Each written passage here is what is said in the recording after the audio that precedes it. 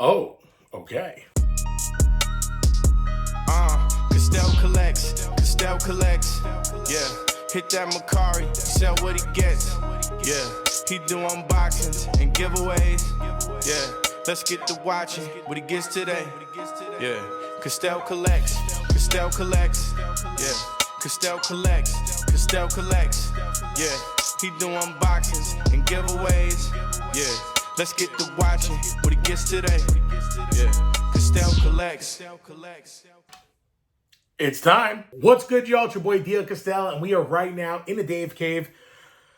I got a little stupid. Bottom line is I bought some Funko Pops, okay? I bought Funko Pops. It is what it is. It's not the end of the world.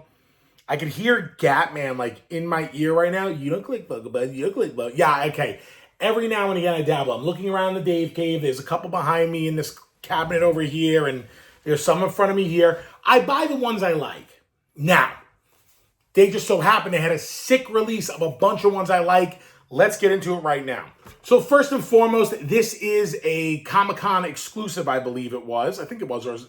It says Summer Convention Limited Edition. So honestly, I bought it for $33 on Macari. I think this is just an awesome looking, sorry, I got the little glare in it. This is just a really badass looking Godzilla pop. I'll be honest with you, completely honest with you, I don't even know where it's from or which one it is.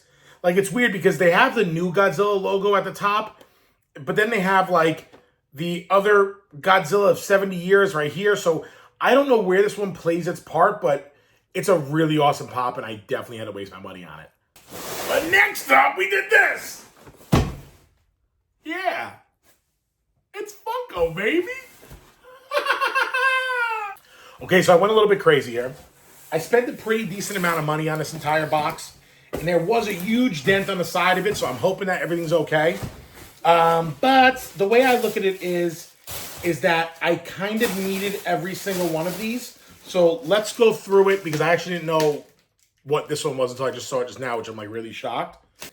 So there is potentially a chase on one of these, and if I don't get it, I'm just gonna buy it, retail, just because, or wholesale. Is that what's called wholesale? Ugh, I already see damaged boxes. But, okay, let's get into this and see what we got here. So, first and foremost, we have the 1954 Godzilla. This is the Platinum Edition. Oh, okay. This is the Platinum Edition with the BAM exclusive.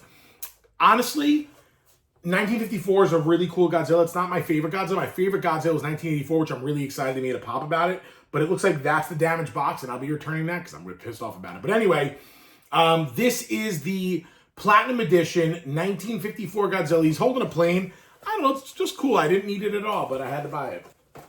Next up, we got my absolute favorite. This is the 1984. 1984 is my favorite looking Godzilla. He fought Destroyer. I think he fought Biollante, which was like 1983, but whatever. But this style Godzilla is by far the coolest Godzilla. He's got like these two big fangs in the front. He's got a very sleek head with little ripples on it. It's really, really, really awesome. But this box came in damaged, so I'm definitely going to be contacting them because I will not accept that on my favorite Funko Pops. Let's keep going. Next up, my favorite villain in all of Godzilla history is Gigan. So I think people call him a different name, but I call him Gigan. I love it. I am so excited they made a Funko of him. He's like a really weird, like, space alien type thing, but he's got these, like, blades right here on him, and they're like, it's like a chainsaw. So he attacks Godzilla and runs belly first and just cuts Godzilla up with his chainsaw chest. He's got this laser eyes like Cyclops from X-Men. You can see it right here. Very, very, very cool. Extremely excited to add it to my collection.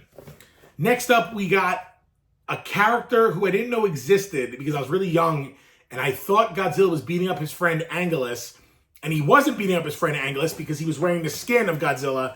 This is Mechagodzilla. So a little bit weird of a Mechagodzilla. Now, the real Mechagodzilla, when it was in the Smog Monster movie, or was it the Megalon movie? I forgot which movie it was. But he has like a really big belly. So this is kind of like a funny representation of him. Not the greatest representation, but definitely not the worst. So it's an Entertainment Earth exclusive, but the box is great. And Mechagodzilla, here you go. They kind of did him dirty, though, because he looks a little wild. He just look. The last one of the small ones is probably, arguably, the This is like one of the freakiest Godzillas ever, and that is, in fact, Shin Godzilla. So if you're not familiar with this adaptation of Shin Godzilla, they're not making a second one, which kind of sucks, but the movie was actually really, really, really good. The downside with Shin Godzilla is no one really knows the full origin of it. If you were to ask me, humankind is 80% water, right? You make a human body is like 80% water. So he comes from the water and he like starts mutating and blood shoots all over him and he keeps growing and growing and growing. I think, in my opinion, that this wasn't the final stage of Godzilla. And as he's mutating, things were happening. But like, for instance, you can't see it, but the tail has a face right here. So if you look on the side over here, you can see a better picture. That's a face on the tip of the tail. That face like shot out lasers. So my theory of Shin Godzilla was that all the other monsters of Skull Island and Monster Island formed off of this Godzilla. And that's how he was created. Riley, we're working here. We're working. Let Daddy work. So that's what I think that's who I in fact think Shin Godzilla was, and what Shin Godzilla was basically the god of. Let's keep going. Next up was a mistake of a purchase. I didn't mean to buy this one, but here we are. And I know if Batman ever comes over, I'm never going to hear the end of it. And I'm probably going to have to return it because of that. But this is a bigger version of the 1954 Godzilla. Now, this is the non-variant, but it's got these nasty streaks on it. Those come off? They don't. It's like, does it? Oh, it does. Does it? What the heck? Whatever, I'll deal with that later. But this is the non-platinum variant. You can see he's holding a plane on the side right there. I love it. I think it's awesome, so I am happy I bought it. I'm a little annoyed it's got all these tracked issues on it, but we're gonna mess around with it a little bit. But very, very, very cool. But the last piece, the last piece is my favorite one. All right, guys, this last piece is hands down the best of the collection. This is from the movie poster of Godzilla vs. Mothra. It is the 1984 Godzilla, which, again, my favorite Godzilla. And you can see how awesome it looks. Now you can see a little bigger version of it. But he's also with Mothra. Very, very cool piece. This is kind of like the cover you always wanted. And you can see in the back that they actually have the cover here. And we see in the front, it's obviously the Funko Pop version, but it's so awesome. A little bit pricey. A little pricey. I'm not mad, but definitely a little pricey. A little bit here, a little bit of money. I think it was like $69. I didn't mind spending the money on this because I do love Godzilla so much. So I'm happy to add it to my collection.